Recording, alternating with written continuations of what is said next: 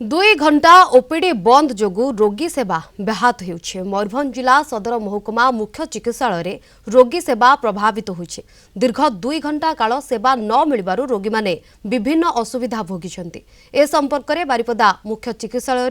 अधिक सूचना देउछन्ति आम मयूरभंज ब्यूरो हेड सत्यजित सो। शेष में चरम निष्पत्ति नहीं डाक्तरी संघ 2 घंटा ओपीडी बंद आंदोलन निष्पत्ति एथिपाई रोगी सेवा व्याहत होती सबुठी देखा मिली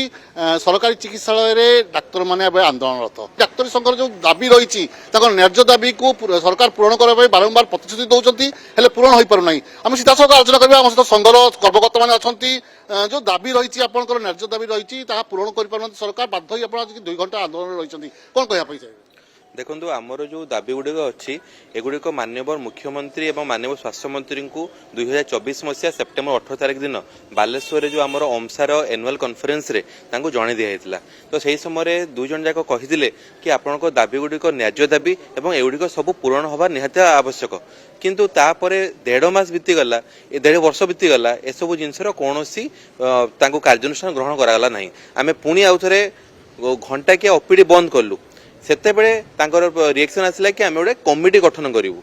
से जो कमिटी गठन करेंगे 2009 मसीह गोटे कमिटी गठन होता आज तार किसी रिपोर्ट आसनी सर आज आरंभ होती आसता 14 तारिख पर्यटन चलो जहाँ आप संघ पक्ष कहुई कि आंदोलन कौन कहना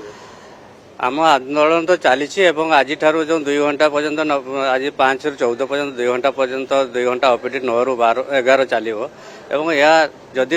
आप सरकार किसी न शुणती पुणी आम 15 तारिख रू जनवरी 15 तारिख रू आउ घंटे उपरओली बंद करने आमर संघ निष्पत्ति नहीं आमर जो दाबी गुड़िक रही एक्चुअली न्याय्य दाबी जोटा कि आप देखो 15,774 डाक्तर पोस्ट रे आम जो 6,000 डाक्तर एवं अच्छा पाखापाखि 40% डाक्तर जो कम करुचु तार किसी से आमर जो सबुआडे प्राय आपंकर टिके हेजिटेसन होती आम जो दाबी गुड़ाक रोचे आम प्रोटेक्शन गोटे रोचे जोटा आपंकर जो रोचे आप डेंटाल सर्जन जो स्पेशलिस्ट अलाउंस गोटे रोचे आउ जो आपंकर जो जोटा कि वर्ष वर्ष धरी रही आपंकर पोस्टमार्टम कि आपंकर जो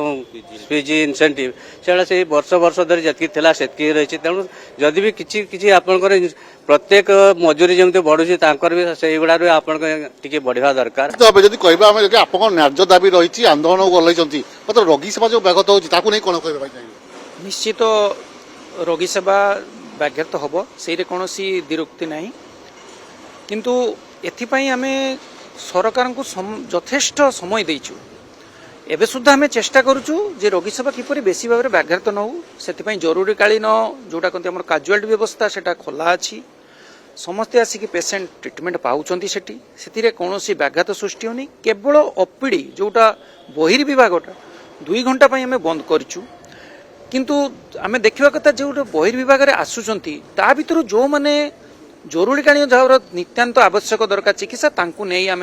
काजुआलिटी डिपार्टमेंट रे चिकित्सा करूँ तेणु रोगी सेवा कहवाई गले व्याघात होना यहाँ केवल आम 2 घंटा आम करूँ दृष्टांतमूलक गोटे आमर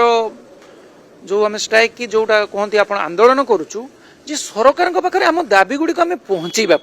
निश्चित भाव जो शुणुले जदि सरकार तुरंत कौन पदक्षेप नि आगामी दिन में आंदोलन को जोरदार कर डाक्तर संघ निष्पत्ति नहीं तेणु यथाशीघ्र सरकार जो दाबी रही जो न्याय्य दाबी कथा कहते मानि नियंतु एवं रोगी सेवा जो भाव सुरखुरी चली पार से स्वतंत्र भाव व्यवस्था करूँ। मयूरभंज भिडियो कपर देवेंद्र दास सत्यजित सोम कलिंग टीवी।